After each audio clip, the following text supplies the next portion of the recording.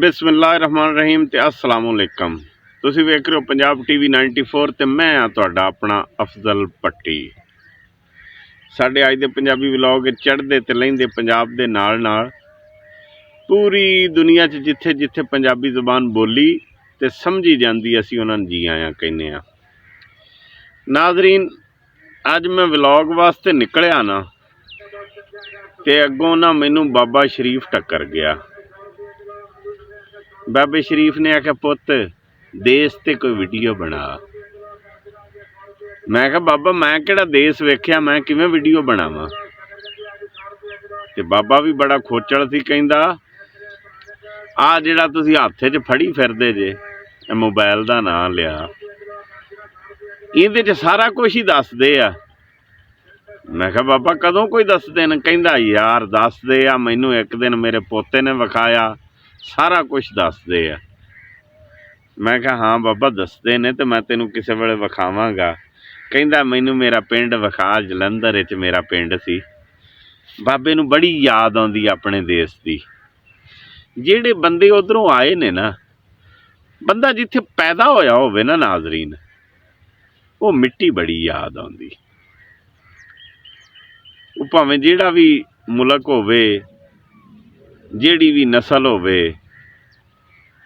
जिद्दां दा भी होवे, वो बंदे नूं वो मिट्टी बहुत याद आउंदी। वो बचपन दे दोस्त बहुत याद आउंदे ने।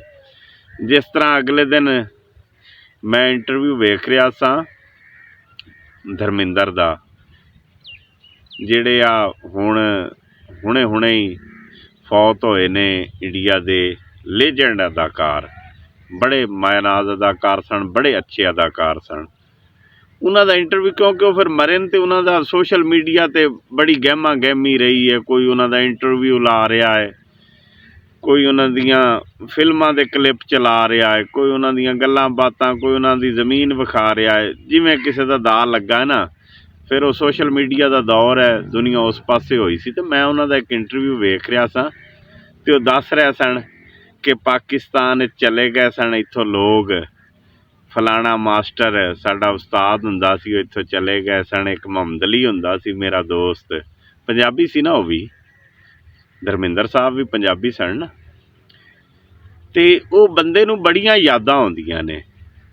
ते अज बाबा मैनूं कहण दिया सी, पुत किसे वेले ना देश की गल सुना मैनूं तू करके। मैं कहा बाबा मैं इहदे ते होमवर्क कर लवां ते फिर मैं तेरा पिंड भी विखावांगा, या मैं कोई उत्थों किसी सरदार साहब नाल राबता करना जित्थों दा तुहाडा पिंड सी, जिहड़ा तुहाडा पिंड सी, तुहाडा ज़िला सी ते जिहड़ा तुहाडा शहर सी, ते फिर मैं तैनूं ना पूरा पिंड ही वीडियो बना के विखा दांगा कि आ तुहाडा पिंड है। बंदियां नूं बड़ियां यादां आउंदियां ने। वो कहंदा बाबा कहंदा कि असी सन 47 च इत्थे आ गए सन ते मैं उदों गभरू सां, मेरा विआह भी उधर होया सी।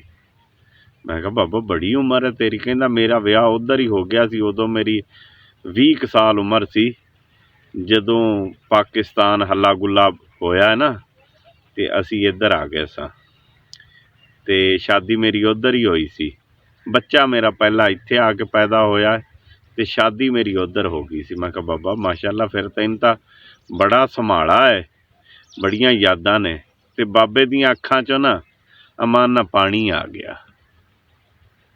बाबा कहंदा पुछ ना वो दुख दर्द की सी, वो किस तरह असी वक्त गुजारिया है, वो किड्डा नुकसान सी साडे वास्ते। तो यही बड़ी वड्डी गल सी कि असी इत्थों अपना वतन छड्ड के जा रहे हैं।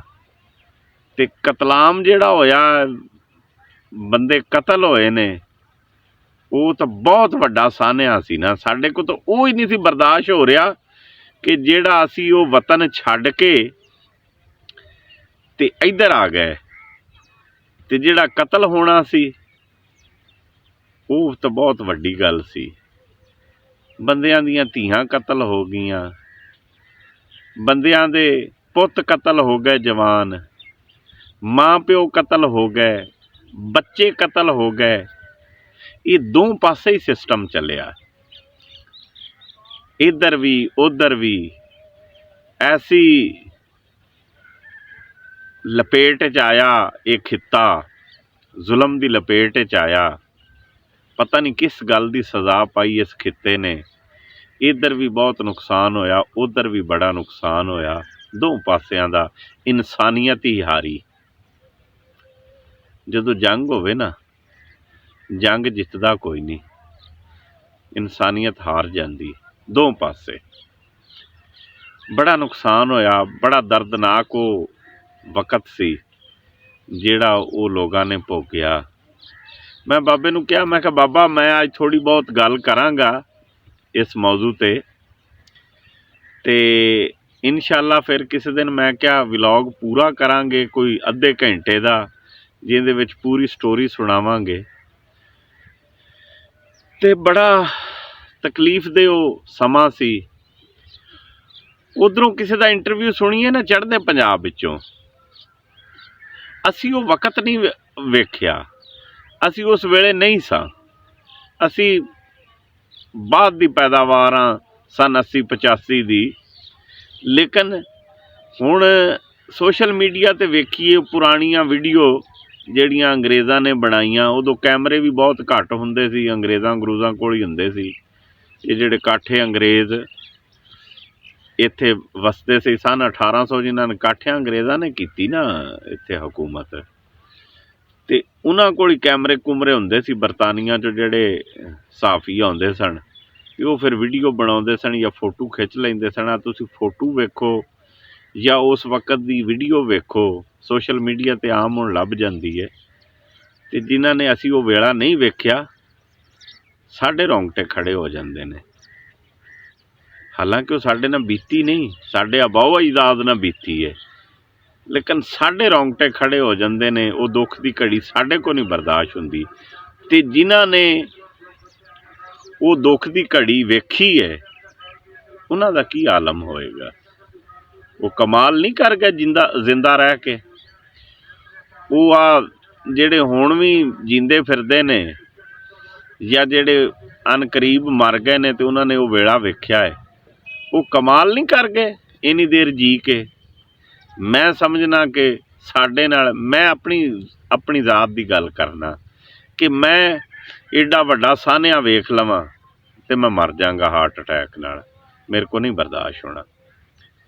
ਬਹੁਤ ਦਲੇਰ ਲੋਕ ਸਨ ਉਹ, ਬੜੇ ਵੱਡੇ ਦਿਲ ਵਾਲੇ ਲੋਕ ਸਨ, ਬੜੇ ਵੱਡੇ ਹੌਸਲੇ ਵਾਲੇ ਲੋਕ ਸਨ, ਜਿਹੜੇ ਉੱਧਰੋਂ ਆਏ ਅਤੇ ਇੰਨੀ ਤਕਲੀਫ ਉਹਨਾਂ ਨੇ ਬਰਦਾਸ਼ਤ ਕੀਤੀ, ਸਾਰਾ ਕੁਛ ਲੁਟਾ ਕੇ ਆ ਗਏ। ਆਹ ਘਰ ਨਹੀਂ ਛੱਡਿਆ ਜਾਂਦਾ। ਇਹ ਸੈਲਾਬ ਆਇਆ ਨਾ ਹੁਣ, ਅਤੇ ਇਹ ਸੈਲਾਬ ਵਿੱਚ ਮਜਬੂਰੀ ਬਣ ਜਾਂਦੀ ਹੈ ਕਿ ਲੋਕਾਂ ਨੂੰ ਕਹਿੰਦੇ ਨੇ, ਗੌਰਮੈਂਟ ਕਹਿ ਦਿੰਦੀ ਕਿ ਸੈਲਾਬ ਆ ਗਿਆ ਹੈ ਅਤੇ ਇੱਥੋਂ ਉੱਠ ਜਾਓ, ਚਲੇ ਜਾਓ। ਜਦੋਂ ਪਾਣੀ ਉਤਰ ਗਿਆ ਫਿਰ ਆਪਣੇ ਘਰਾਂ 'ਚ ਵਾਪਸ ਆ ਜਾਇਆ ਜੇ, ਅਤੇ ਪਾਣੀ ਬਹੁਤ ਤੇਜ਼ ਹੈ ਅਤੇ ਜ਼ਿਆਦਾ ਹੈ। ਅਤੇ ਉਹਨਾਂ ਨੂੰ ਵੇਖਣ ਵਾਲਾ ਹੁੰਦਾ ਕਿ ਉਹ ਕਿੰਨਾ ਕੁ ਰੋਂਦੇ ਨੇ ਉਦੋਂ ਜਦੋਂ ਘਰ ਛੱਡਦੇ ਨੇ, ਕਿ ਵੀ ਅਸੀਂ ਆਉਣਾ ਤਾਂ ਵਾਪਸ ਹੀ ਹੁੰਦਾ, ਮਹੀਨੇ ਬਾਅਦ ਆ ਜਾਣ, 2 ਮਹੀਨਿਆਂ ਬਾਅਦ ਆ ਜਾਣ, ਲੇਕਿਨ ਉਹ ਵਕਤ ਨਹੀਂ ਵੇਖਿਆ ਜਾਂਦਾ ਕਿ ਉਹ ਕਿਵੇਂ ਰੋਂਦੇ ਨੇ ਕਿ ਅਸੀਂ ਘਰ ਕਿਵੇਂ ਛੱਡੀਏ। ਅਤੇ ਜਿਨ੍ਹਾਂ ਨੇ ਹਮੇਸ਼ਾ ਵਾਸਤੇ ਛੱਡਣਾ ਸੀ, ਵਾਪਸ ਕਦੀ ਨਹੀਂ ਸੀ ਜਾਣਾ। ਜੇ ਹਮੀਦ ਇੱਧਰ ਆ ਗਿਆ ਅਤੇ ਜਸਵਿੰਦਰ ਉੱਥੇ ਰਹਿ ਗਿਆ, ਅਤੇ ਜੇ ਸਰਦਾਰ ਜਗਤ ਸਿੰਘ ਉੱਧਰ ਚਲਾ ਗਿਆ ਹੈ ਅਤੇ ਸ਼ਰੀਫ ਇੱਥੇ ਰਹਿ ਗਿਆ ਹੈ, ਉਹ ਜਿਹਦੇ ਨਾਲ ਤੁਹਾਡਾ ਵਕਤ ਬੀਤਿਆ ਹੋਵੇ, 18-20 ਸਾਲ ਤੁਸੀਂ ਇਕੱਠੇ ਗੁਜ਼ਾਰੇ ਹੋਣ ਬਚਪਨ ਦੇ, ਜਾਂ ਇੱਕ ਬੰਦੇ ਨੇ 30-40 ਸਾਲ ਇਕੱਠੇ ਗੁਜ਼ਾਰੇ ਹੋਣ, ਅਤੇ ਦੋਸਤ ਹੋਣ, ਇੱਕ ਦੂਜੇ ਤੋਂ ਬਗੈਰ ਰਹਿੰਦੇ ਨਾ ਹੋਣ, ਅਤੇ ਉਹਨਾਂ ਨੂੰ ਇਸ ਚੀਜ਼ ਦਾ ਇਲਮ ਹੋਵੇ ਕਿ ਅਸੀਂ ਹਮੇਸ਼ਾ ਵਾਸਤੇ ਅਲੱਗਾ ਹੋ ਜਾਣਾ ਹੈ, ਕਦੀ ਨਹੀਂ ਹੁਣ ਜ਼ਿੰਦਗੀ 'ਚ ਮਿਲਣਾ, ਅਤੇ ਉਹ ਕੀ ਸਮਾਂ ਹੋਏਗਾ, ਕੀ ਤਕਲੀਫ ਹੋਏਗੀ। ਨਾਜ਼ਰੀਨ, ਅਸੀਂ ਆਪਣੇ ਵਲੌਗ ਪੰਜਾਬ 'ਤੇ ਹੀ ਅਸੀਂ ਆਪਣਾ ਵਲੌਗ ਕਰਦੇ ਹੁੰਦੇ ਹਾਂ। ਇੰਡੀਆ ਦੇ ਪੰਜਾਬ ਦੀ ਗੱਲ ਹੋ ਗਈ, ਪਾਕਿਸਤਾਨ ਦੇ ਪੰਜਾਬ ਦੀ ਗੱਲ ਹੋ ਗਈ, ਪੰਜਾਬੀ ਕਲਚਰ ਦੀ ਗੱਲ ਹੋ ਗਈ, ਦੋ ਮੁਲਕਾਂ ਦੇ ਕਲੈਸ਼ ਦੀ ਗੱਲ ਹੋ ਗਈ, ਸਕਾਫਤ ਦੀ ਗੱਲ ਹੋ ਗਈ। ਅਤੇ ਇਹ ਸਾਡਾ ਕਲਚਰ ਹੀ ਹੈ ਜਿਹੜਾ ਅੱਜ ਮੈਂ ਤੁਹਾਨੂੰ ਸੁਣਾਉਣ ਡਿਆ। ਵਿੱਚ ਸ਼ੁਗਲ ਮੇਲਾ ਵੀ ਅਸੀਂ ਕਰ ਲਈਦਾ ਹੈ, ਕੰਮ ਦੀ ਗੱਲ ਵੀ ਕਰ ਲਈਦੀ ਹੈ, ਜੋ ਵੀ ਹੈ ਅਸੀਂ ਪੰਜਾਬ ਦੇ ਇਰਦ ਗਿਰਦ ਹੀ ਰੱਖੀ ਦੀ ਗੱਲ। ਮੁਲਕ ਦੀ ਗੱਲ ਵੀ ਕਰ ਲਈ ਦੀ ਸਾਰੇ ਦੀ। ਤੇ ਅੱਜ ਮੈਂ ਤੁਹਾਡੇ ਨਾਲ ਮੈਂ ਵਲੌਗ ਕਿਸੇ ਹੋਰ ਚੀਜ਼ ਤੇ ਕਰਨਾ ਸੀ, ਲੇਕਿਨ ਜਦੋਂ ਮੈਂ ਆਇਆ ਤੇ ਬਾਬੇ ਸ਼ਰੀਫ ਦੀਆਂ ਅੱਖਾਂ ਪਾਣੀ ਨਾਲ ਭਰ ਆਈਆਂ ਤੇ ਉਹਨੇ ਕਿਹਾ ਬੇਟਾ ਅੱਜ ਤੂੰ ਨਾ ਸਾਡੇ ਦੇਸ਼ ਤੇ ਗੱਲ ਕਰੀ। ਤੇ ਮੈਂ ਚੰਦ ਇੱਕ ਗੱਲਾਂ ਕੀਤੀਆਂ ਨੇ। ਚੜ੍ਹਦੇ ਪੰਜਾਬ ਵਾਲੇ ਵੀ ਸਾਡਾ ਵਲੌਗ ਵੇਖਦੇ ਨੇ, ਲਹਿੰਦੇ ਪੰਜਾਬ ਵਾਲੇ ਵੀ ਵੇਖਦੇ ਨੇ। ਤੇ ਇਹ ਅੱਜ ਬਸ ਥੋੜ੍ਹਾ ਜਿਹਾ ਕੀਤਾ ਹੈ। ਇਨਸ਼ਾਅੱਲਾ ਅਸੀਂ ਕਿਸ ਦਿਨ ਨਾ ਪੂਰਾ ਅੱਧੇ ਪੌਣੇ ਘੰਟੇ ਦਾ ਵਲੌਗ ਕਰਾਂਗੇ, ਜਿਹਦੇ 'ਚ ਹੋ ਸਕਦਾ ਕਿ ਕੋਈ ਪੁਰਾਣਾ ਬਾਬਾ ਵੀ ਹੋਵੇ ਜਿਹਨੇ ਉਹ ਵੇਲਾ ਵੇਖਿਆ ਹੈ ਤੇ ਉਹਦੇ ਕੋਲ ਅਸੀਂ ਸਾਰੀਆਂ ਗੱਲਾਂ ਪੁੱਛੀਏ।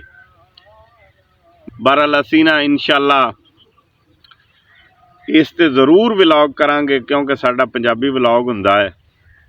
ਚੜ੍ਹਦੇ ਤੇ ਲਹਿੰਦੇ ਪੰਜਾਬ ਵਾਲਿਆਂ ਦੀ ਇਸ ਤਕਲੀਫ ਤੇ ਅਸੀਂ ਜ਼ਰੂਰ ਗੱਲ ਕਰਾਂਗੇ ਕਿ ਉਹ ਕਿੰਨੀ ਕੁ ਤਕਲੀਫ 'ਚੋਂ ਗੁਜ਼ਰੇ ਜਦੋਂ ਪਾਕਿਸਤਾਨ ਤੇ ਹਿੰਦੁਸਤਾਨ ਦੀ ਵੰਡ ਹੋਈ। ਇਹ ਲਕੀਰ ਜਿਹੜੀ ਖਿੱਚੀ ਗਈ ਦੋ ਦਿਲਾਂ ਦੇ ਦਰਮਿਆਨ ਕਹਿ ਲਓ, ਇੱਕ ਸਨ ਤੇ ਉਹਨਾਂ ਨੂੰ ਦੋ ਕਰ ਦਿੱਤਾ ਗਿਆ। ਇਹ ਕਿੱਡੀ ਕੁ ਤਕਲੀਫ ਹੈ ਤੇ ਇਹ ਕਿਵੇਂ ਵਕਤ ਗੁਜ਼ਰਿਆ, ਇਹਦੇ ਤੇ ਅਸੀਂ ਜ਼ਰੂਰ ਵਲੌਗ ਕਰਾਂਗੇ। ਬਾਕੀ ਆਪਣਾ ਖਿਆਲ ਰੱਖਿਆ ਜੇ, ਆਪਣੇ ਬੱਚਿਆਂ ਦਾ ਖਿਆਲ ਰੱਖਿਆ ਜੇ ਤੇ ਰੱਬ ਰੱਖਾ। ਚੇਤਾ ਆ ਗਿਆ, ਆ ਸਾਡਾ ਚੈਨਲ ਲਾਈਕ ਸ਼ੇਅਰ ਤੇ ਸਬਸਕ੍ਰਾਈਬ ਲਾਜ਼ਮੀ ਕਰ ਲਿਆ ਕਰੋ। ਇਹਦਾ ਮੈਨੂੰ ਚੇਤਾ ਹੀ ਭੁੱਲ ਜਾਂਦਾ ਤੇ ਫਿਰ ਤੁਸੀਂ ਕਰਦੇ ਹੀ ਨਹੀਂ। ਜੇ ਤੁਹਾਨੂੰ ਕਹੀਦਾ ਇਹ ਕਰ ਲਿਆ ਕਰੋ ਤੇ ਪਿਆਰ ਵੰਡਿਆ ਕਰੋ ਸਾਡੇ ਨਾਲ। ਰੱਬ ਰੱਖਾ।